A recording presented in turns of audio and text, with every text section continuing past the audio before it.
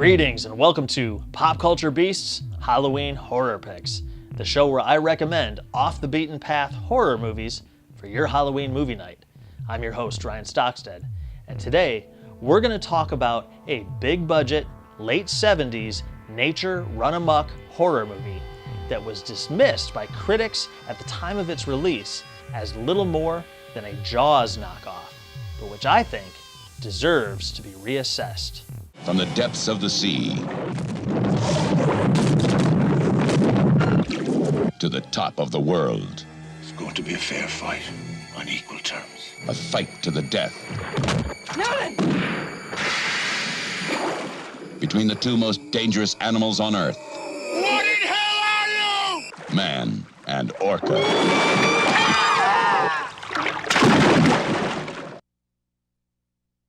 Orca, 1977. It was written by Luciano Vincenzoni and Sergio Donati, with uncredited touch-ups by Robert Towne. And it was based on a book by Arthur Herzog III, who also wrote the source novel for The Swarm.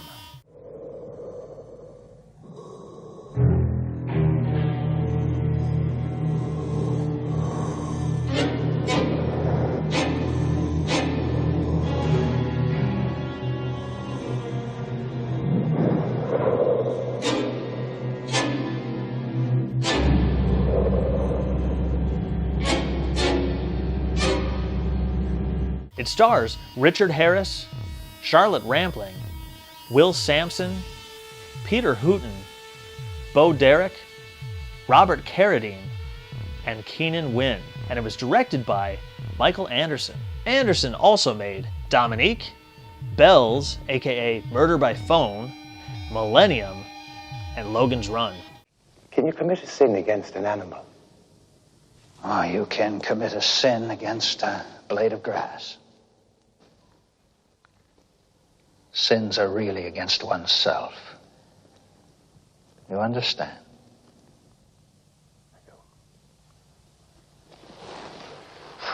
I do. Thank you, Reverend.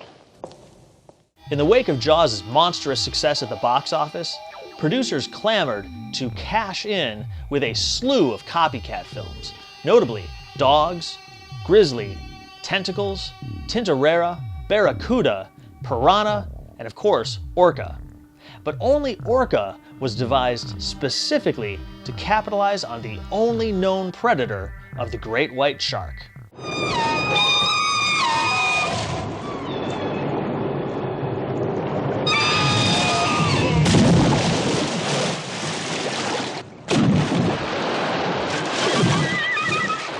Jesus, what did that?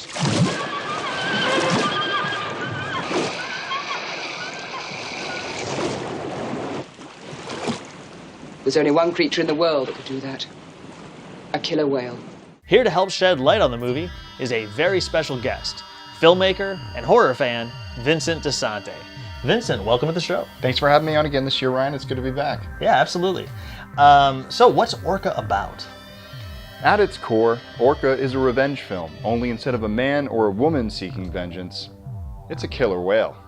We know from our fathers that they once tried to kill a whale like that and hardly wounded it. It is known that the whale capsized the boat and chewed up both the hunters who manned it. It is known that these whales have great memory, and even after many numbers of years pass, they always remember the human being who had tried to harm them. Rubbish. Richard Harris plays Nolan, the leathery sea captain of a deep-sea fishing vessel who, at the beginning of the film, decides that he's going to capture an orca and sell it. There's a word for you. I know. And I've been called it many times. You're planning to capture and sell a fellow creature. He's like you. He has warm blood. He breathes air. He's a mammal, but with intelligence, and he communicates. Oh, he communicates, does he? Despite being admonished by Dr. Rachel Bedford, or maybe even because of it, Nolan refuses to back away from his intended quarry, even after attending a lecture Rachel gives on the intelligence of the majestic orca. Whales talk. They communicate by a combination of pure sound and sonar echolocation.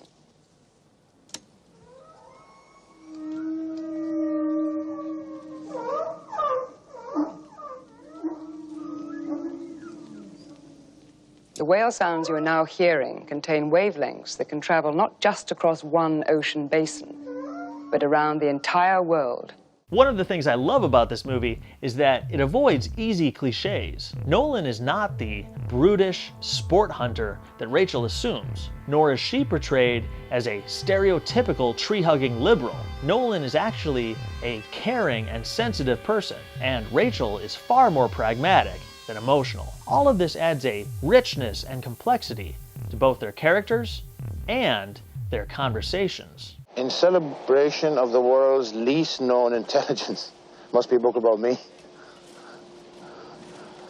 Herman Melville believed if God returns to this planet, he'll come back as a whale. Ah, come on. You can't really believe all this stuff, can you? Forgive me laughing now. I'm not laughing at you. But all this stuff is a bit heavy for me to digest. But thanks for the book. You're very welcome. Exactly. And when Nolan does finally catch his whale, he very quickly realizes that he's made a terrible mistake.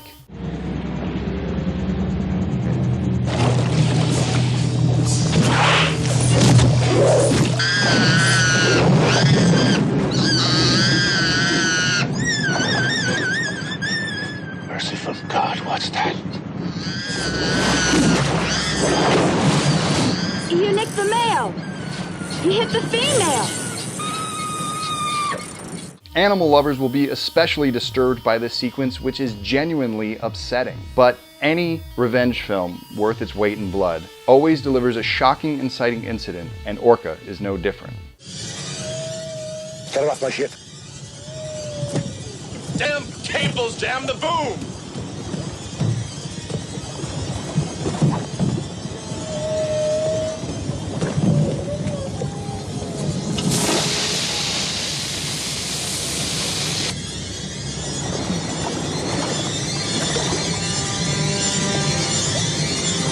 Following the brutal death of his mate, the surviving Orca pushes the bloody corpse ashore in a moving sequence accompanied by Ennio Morricone's haunting score.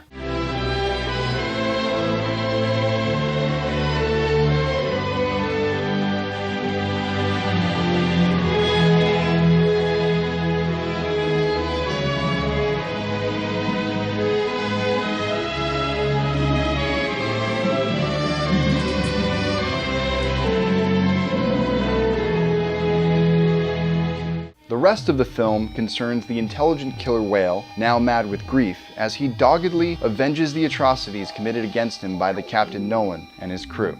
Mother! Are you all right? I'm okay! I'm okay now!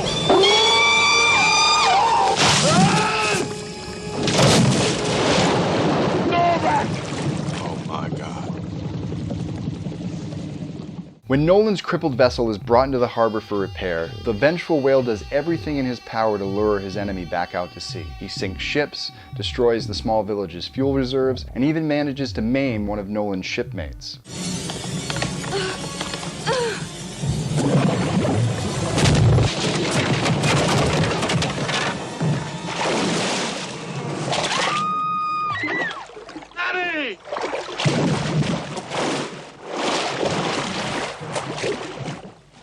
With their livelihoods threatened, the local fishermen demand action from the regretful Captain Nolan, and seemingly out of options, he accepts his fate and follows the whale to a showdown in the frigid waters of an Arctic wasteland. Nolan! Go on. Go on.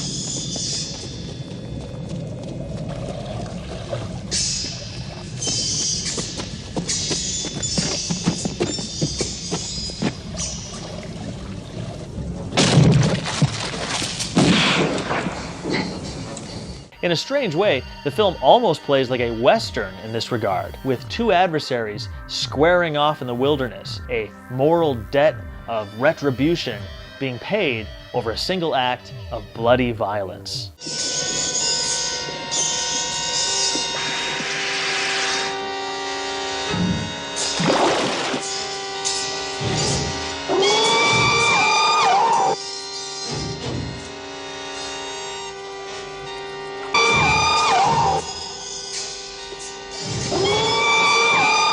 Orca is that rare horror movie that is as beautiful as it is horrifying.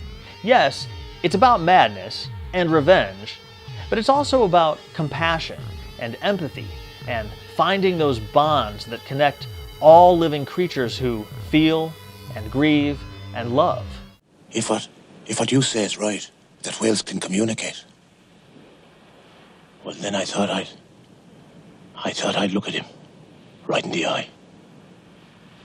And I'd tell him that the killing of his wife and his child was a terrible accident. That I didn't mean it. I didn't mean it. I'd tell him that I was sorry. And I hoped he'd forgive me. Having said that, there's plenty of room in the movie for bloody, merciless kills, too. The boat is more secure if it's inboard. Well, that's what makes horse races.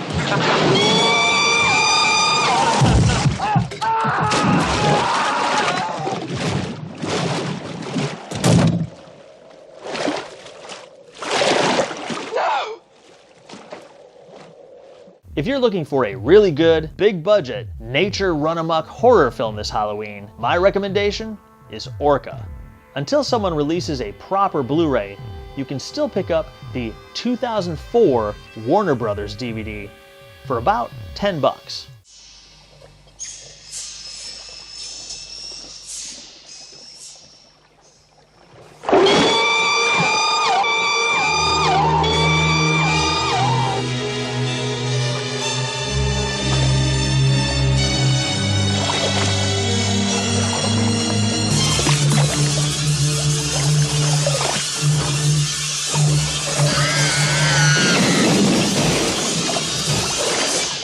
Whenever we have a special guest on the show, we like to invite them to talk about one of their favorite horror movies. So, Vincent, what is your Halloween horror pick this year? Keeping with the spirit of Dino De Laurentiis productions this year, my Halloween horror pick is Amityville 2: The Possession. Directed by Italian filmmaker Damiano Damiani and scribed by Halloween 3's Tommy Lee Wallace, the film serves as a prequel to the 1978 classic and is closely inspired by the book Murder in Amityville by Hans Holzer. Taking place 1 year before the arrival of George and Kathy Lutz, we are introduced to the Montelli family, who have recently purchased the infamous home at 112 Ocean Avenue. From the very beginning, the family's abusive patriarch, played by Burt Young, finds himself at odds with his eldest son, Sonny, played by Jack Magner. The continuing tension of their relationship in the opening sequence of the film is enough to make any audience member feel uneasy. But when a demonic presence living in the house chooses Sonny as its vessel, that's when things really get weird.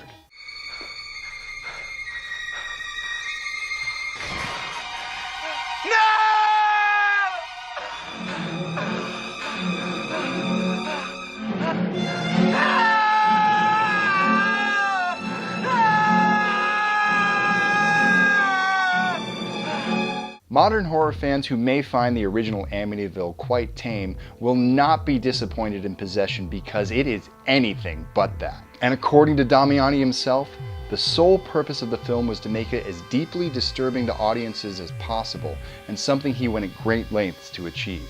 At one point, the film was even forced to be cut down after test audiences complained about two scenes in particular, one involving anal rape, and the other a prolonged incestuous affair between Sonny and his sister Patricia. The film's most notable performance is delivered by James Olsen, who plays Father Adamansky, a priest in the local parish who becomes increasingly concerned with the Montelli family after visiting their home and experiencing several strange and unusual events. And despite his best efforts, he is unable to stop what becomes one of the most shockingly brutal scenes in horror movie history. And just when you think it's over, the film does not end there. In the final act, Father Adamansky finds himself in an intense battle for poor Sonny's soul, the likes of which are enough to rival even The Exorcist. Featuring a fantastic amount of clever camera work, impressive makeup effects, and even large-scale pyrotechnics, Amityville 2: The Possession delivers a completely unique take on both the haunted house and possession film genres, making it a must-watch this Halloween season.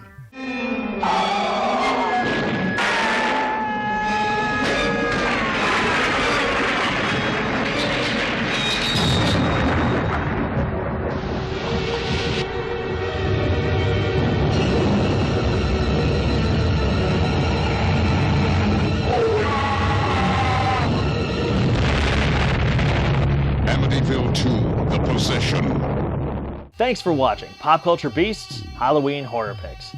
And a very special thanks to Vincente DiSanti for helping us with this episode. If you haven't already, be sure to head on over to the Womp Stomp Films YouTube channel and check out his Friday the 13th fan film, Never Hike Alone. I'm your host, Ryan Stockstad. This season, we've been devoting all Monday episodes to Part 2 horror sequels, so be sure to like us on Facebook and subscribe right here on the Pop Culture Beast YouTube channel for the final episode of Season 4, this Halloween. Thanks again for watching. Watch horror movies. I'll see you next time.